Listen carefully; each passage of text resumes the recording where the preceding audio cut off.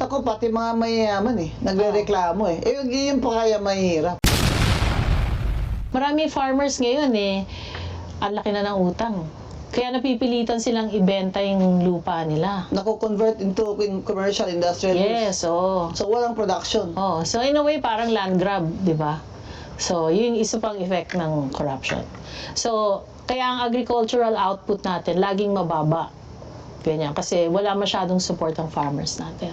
Tsaka yung fertilizer very high. Cost of fertilizer very high. Yeah. Kasi naman yung nagninegosyo ng fertilizer mga kasabwat din. Actually, kabit-kabit nga ngayon yung corruption So, pero dahil maraming nawalang construction projects, affected naman ngayon yung construction industry. So, maraming suppliers ngayon nabawasan ng income. Kasi yung construction in the fourth quarter went down by 40%. That's a lot. So, maraming sectors So walang ngayon. mga workers naghuhukay sa kalye, Oo. nag-mix lang simento. Marami yung jobs diyan na Yun yung mga lost. jobs na na-affect. Oo. Yan. Sa manufacturing, bumagsak din. Dapat mataas yan October pa lang mataas, pero bumagsak yung manufacturing index.